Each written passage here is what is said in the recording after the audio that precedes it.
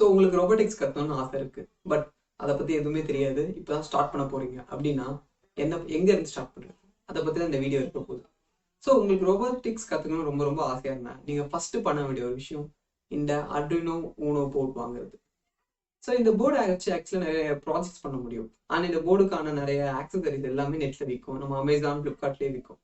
So நீங்கள் என்ன பண்ணணும்னா ஃபர்ஸ்ட் இந்த போர்டை வாங்கிக்கிட்டு அதுக்கப்புறம் எதனா ஒரு ப்ராஜெக்ட் செலக்ட் பண்ணணும். ப்ராஜெக்ட் மீன்ஸ் இந்த போர்டு வச்சு நிறைய பண்ண முடியும். ஃபார் எக்ஸாம்பிள் ஸ்மோக் வந்து டிடெக்ட் பண்ணுற டிடெக்டர் ரெடி பண்ணலாம். அப்படி இல்லைன்னா லைனை ஃபாலோ பண்ணுற ஒரு ரோபோட், அதாவது லைன் போட்டால் அந்த லைனையே ஃபாலோ பண்ணி போகிற ஒரு ரோபோட்டோ, இல்லை கலரை வச்சு கலரே ஃபாலோ பண்ணி போகிற ரோபோட், அப்படி இல்லைன்னா பிக் அண்ட் பிளேஸ் ரோபோட் அப்படின்னு எதை வேணா இந்த சின்ன Arduino போர்டை வச்சே பண்ண முடியும். ஸோ இந்த போர்டை வாங்கிக்கிட்டு அதில் எதனா ஒரு ப்ராஜெக்ட் உங்களுக்கு சிம்பிளாகவே ஆரம்பிங்க. எதனா ஒரே ஒரு சிம்பிள் ப்ராஜெக்ட் எடுத்துக்கோங்க, அதை பண்ண ஆரம்பிங்க. எப்படி பண்ணுறதுனா அதுக்கான நல்ல டுட்டோரியல்ஸ் நிறைய யூடியூப்ல இருக்கு. ஏன் நாங்களே வந்து ஃபியூச்சர்ல பண்ண போறோம், பட் இப்போதைக்கு யூடியூப்ல இருக்க சில நல்ல டுட்டோரியல்ஸ்க்கான டிஸ்கிரிப்ஷன் நான் கீழே கொடுத்துருக்கேன். ஸோ அதுல எதனா ஒன்று பிக் பண்ணிட்டு அதுல அவங்க பண்ற அதே மெத்தட்ஸை நீங்களும் பண்ணுங்க. அண்ட் இதுல ஒரு சின்ன கோடிங் இன்வால்வ் ஆகும், அதுவும் அவங்க சொல்லிடுவாங்க யூடியூப் டுட்டோரியல்லே. அதை அப்படியே காப்பி பண்ணி நீங்க டைப் பண்ணி அதை அந்த போர்டில் ஃபீட் பண்ற மாதிரி இருக்கும். அண்ட் அதுவும் ரொம்ப காம்ப்ளெக்ஸாலாம் இருக்காது. நீங்க எப்படி போன்ல இருந்து லேப்டாப்புக்கு ஃபைல்ஸ் ட்ரான்ஸ்ஃபர் பண்றீங்க, கிட்டத்தட்ட அதே மாதிரி தான் இருக்கும். இந்த லேப்டாப் கூட இந்த போர்டை கனெக்ட் பண்ணிட்டு அந்த கோடிங்கை ஃபீட் பண்ற மாதிரி இருக்கும். ஜஸ்ட் கட் காப்பி பேஸ்ட் அவ்வளவுதான். பட் இதனால என்ன யூஸ் இருக்குன்னு நீங்க கேட்கலாம்.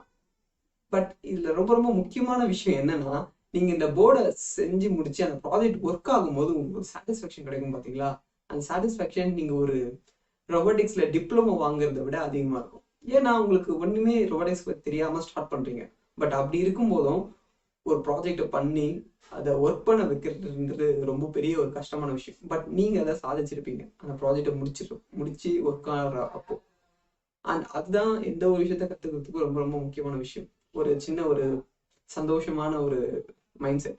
ஸோ ரெண்டாவது நீங்க என்ன பண்ணணும்னா, இப்போ இது ஒர்க் ஆனதுக்கு அப்புறம் வேற ப்ராஜெக்ட் எடுக்கணும். இதை விட கொஞ்சம் கஷ்டமான ப்ராஜெக்ட் எடுக்கணும். ஃபார் எக்ஸாம்பிள் அந்த லைன் ஃபாலோ பண்ற ரோபோட் கொஞ்சம் காம்ப்ளெக்ஸா இருக்கும், அதை எடுக்கணும். அதுக்கப்புறம் இன்னும் அடுத்த ஒரு கஷ்டமான ப்ராஜெக்ட் அதை முடிச்சதுக்கு அப்புறம். ஸோ இது மாதிரி ஒரு 3-4 ப்ராஜெக்ட்ஸ் கண்டினியூஸா அந்த யூடியூப்பை பார்த்தே நீங்க பண்ணிக்கிட்டே இருந்தீங்கன்னா Arduinoல எல்லாமே எப்படி எப்படி ஒர்க் ஆகும், அந்த ஒயரிங் எப்படி கொடுக்கறது, அண்ட் எந்த பொருள் என்ன பண்ணும் அப்படின்ற ஒரு ஓவரால் நாலேஜ் உங்களுக்கு வந்திருக்கும். அண்ட் ரொபாட்டிக்ஸோட ஃபர்ஸ்ட் லெசன் எந்த புக் எடுத்தாலும் இதான், introduction to robotics and then பேசிக்கான காம்போனன்ட்ஸ் எக்ஸ்பிளைன் பண்ணியிருப்பாங்க. அது மட்டும் இல்லாம இந்த ப்ராஜெக்ட்ஸ் நீங்க பண்ணி முடிச்சிருக்கப்போ உங்களுக்கு ஒரு முக்கியமான ஒரு நாலேஜ் வந்துருக்கும். என்னன்னா ரொபாட்டிக்ஸுக்கு என்னென்ன தேவைன்னு. ஸோ இந்த ப்ராஜெக்ட் நீங்க பண்ணிட்டீங்கன்னா உங்களுக்கு 3 விஷயம் தெரிஞ்சிருக்கும். ஒன்று, ரொபாட்டிக்ஸ்க்கு கோடிங் தேவை. ரெண்டாவது, எலக்ட்ரானிக்ஸ், ஆப்வியஸ்லி இந்த போர்டே ஒரு எலக்ட்ரிக்கல் போர்டுன்னு சொல்லுது. அது மூணாவது, ஒரு மாதிரியான மெக்கட்ரானிக்ஸ் அண்ட் மெக்கானிக்கல் கலந்த ஒரு சப்ஜெக்ட். ஸோ ரொபாட்டிக்ஸ் ஜென்ரலா கோடிங், எலக்ட்ரிக்கல் அண்ட் மெக்கானிக்கல் இது 3 கம்பைன் பண்ண ஒரு சப்ஜெக்ட்.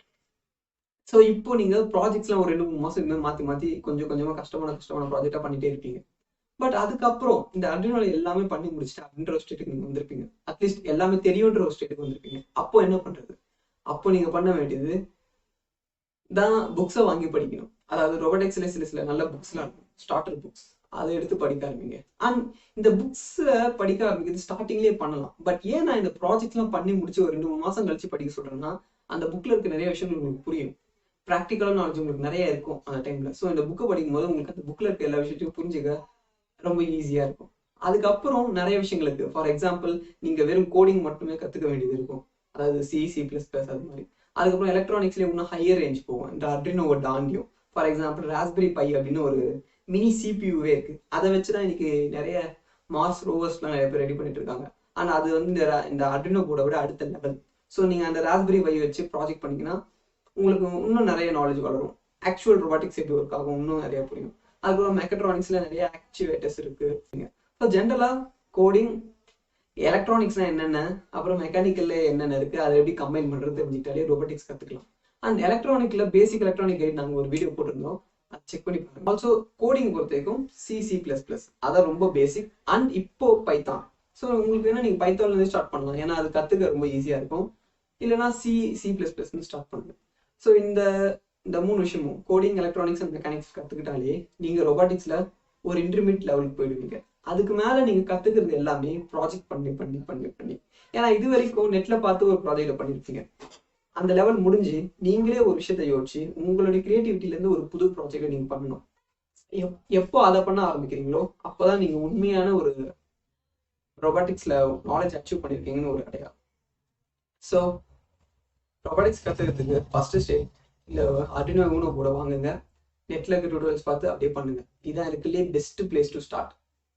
அண்ட் தேங்க்யூ ஃபார் வாட்சிங்.